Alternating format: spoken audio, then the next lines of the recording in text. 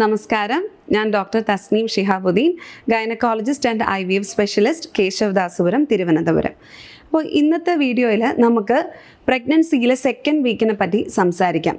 First വീക്കിലെ endometrium ഷെഡായി കഴിഞ്ഞു. അതിനുശേഷം ഒരു 4-5-6 ഡേയ്സിലൊക്കെ ഏതെങ്കിലും ഒരു ഓവറിയിൽ നിന്ന് ഒരു ഫോളിക്കിള് സെലക്റ്റഡ് ആയി കഴിഞ്ഞു. ഇനിയുള്ള ഈ വീക്കുകൾ 8, 9, 10 ആ സമയത്തൊക്കെ ഈ ഡേയ്സിലൊക്കെ സെലക്റ്റഡ് ആയിട്ടുള്ള ഈ ഫോളിക്കിള് ഡെവലപ്പ് ആവുകയാണ്. എങ്ങനെയാണ് ഈ ഫോളിക്കിൾ ഡെവലപ്പ് ആവുന്നത്, അല്ലെങ്കിൽ എങ്ങനെയാണ് ഈ ഫോളിക്കിൾ ചൂസ് ചെയ്യപ്പെടുന്നതെന്ന് അറിയാമോ? തലച്ചോറാണ് നമ്മുടെ ഓവറിയിൽ നിന്ന് ഏതെങ്കിലും ഒരു നല്ല ഫോളിക്കിളിനെ ചൂസ് ചെയ്യുന്നത്. ഫോളിക്കിൾ സ്റ്റിമുലേറ്റിംഗ് ഹോർമോൺ എന്ന് പറയുന്ന ഹോർമോൺ വഴി തലച്ചോറ് ഒരു ഫോളിക്കിളിനെ ഓവറിയിൽ നിന്ന് സെലക്ട് ചെയ്യുന്നു. ആ ഹോർമോണിൻ്റെ ഇഫക്റ്റിൽ the follicle will continue to grow. അങ്ങനെ ഫോളിക്കിൾ ഓരോ ദിവസം വളർന്ന് ഒരു 1 to 1.5 മില്ലിമീറ്റർ പെർ ഡേ എന്നുള്ള രീതിയിൽ വളർന്നു വരുമ്പോൾ ഈ ഫോളിക്കിളിൽ നിന്ന് ഒരു ഹോർമോൺ റിലീസാവും. ആ ഹോർമോണാണ് ഈസ്ട്രാഡയോൾ.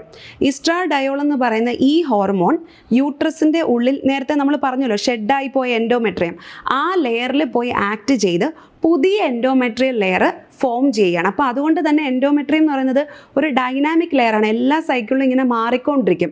അപ്പോൾ അതിൻ്റെ സ്റ്റിമുലസ് കിട്ടുന്നത് എവിടെ നിന്നാണ്? ഫോളിക്കിളിൽ നിന്നാണ്. നല്ല ക്വാളിറ്റി ഉള്ള ഒരു ഫോളിക്കിൾ ഡെവലപ്പ് ചെയ്ത് വരുമ്പോൾ കൂടുതൽ ഈസ്ട്രാഡയോൾ ഹോർമോൺ ഉണ്ടാവുന്നു. ആ ഹോർമോണിൻ്റെ ഇഫക്റ്റിൽ നല്ല ഭംഗിയുള്ള ഒരു പിങ്കിഷ്, നല്ല രക്ത ഓട്ടമുള്ള ഒരു എൻഡോമെട്രിയൽ ലെയർ ഫോം ആവുകയാണ്. ഈ ഒരു വീക്കിൻ്റെ എൻഡ്, അതായത് ഏകദേശം 13 ദിവസമൊക്കെ ആകുമ്പോഴേക്കും ഫോളിക്കിളിൻ്റെ ഗ്രോത്ത് കംപ്ലീറ്റ് ആവും. ഫോളിക്കിളിന് ഏകദേശം ഒരു 18 to 20, 18 മുതൽ 20 mm വരെ സൈസ് വരും. 20 mm സൈസ് ഫോളിക്കിളിന് എത്തിക്കഴിയുമ്പോൾ തലച്ചോറിന് അത് മനസ്സിലാവും. തലച്ചോറ് ഇനി എന്താ ചെയ്യുക? ലൂട്ടിനൈസിങ് ഹോർമോൺ എന്ന പേരുള്ള ഒരു ഹോർമോണിനെ റിലീസ് ചെയ്ത് ഈ വളർന്നു കഴിഞ്ഞ ഫോളിക്കിളിനെ പൊട്ടിക്കുകയാണ് ചെയ്യുന്നത്. ഞാൻ എൻ്റെ പേഷ്യൻസിന് ഒരു ഉദാഹരണം പറയുന്നത് ഇങ്ങനെയാണ്. നല്ല മാവിൽ നല്ല വിളഞ്ഞു നിൽക്കുന്ന മാങ്ങ, അത് നമ്മൾ തറയിൽ വീഴണമെങ്കിൽ ഒരു കല്ലെടുത്ത് എറിഞ്ഞ് നമ്മൾ പൊട്ടിക്കത്തില്ലേ, അതുപോലെ നല്ല കംപ്ലീറ്റ് ആയിട്ട് വളർന്നു നിൽക്കുന്ന ആ ഫോളിക്കിളിനെ പൊട്ടിക്കാനുള്ള സ്റ്റിമുലസ് ആണ് LH ഹോർമോൺ എന്ന് പറയുന്നത്. തലച്ചോറ് അതിനെ റിലീസ് ചെയ്യുന്നു. അതിൻ്റെ ഇഫക്റ്റിൽ ഈ ഫോളിക്കിൾ പൊട്ടി അതിനകത്തുനിന്ന് ഒരു ഊസൈറ്റ് റിലീസാവുന്നു. ഇതിനെയാണ് നമ്മൾ ഓവുലേഷൻ അല്ലെങ്കിൽ അണ്ടവിസർജനം എന്നാണ് നമ്മളിതിനെ മലയാളത്തിൽ പറയുന്നത്. ഓവുലേഷൻ വളരെ പ്രധാനമാണ് ഒരു സ്ത്രീക്ക് പ്രഗ്നൻ്റ് ആകാൻ.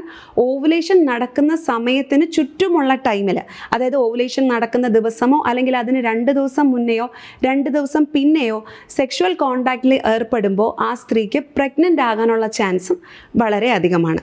അപ്പോൾ ഇനി അടുത്ത വീഡിയോയിൽ 3rd വീക്കിൽ എന്ത് സംഭവിക്കുന്നു എന്നുള്ളത് നോക്കാം. Thank you.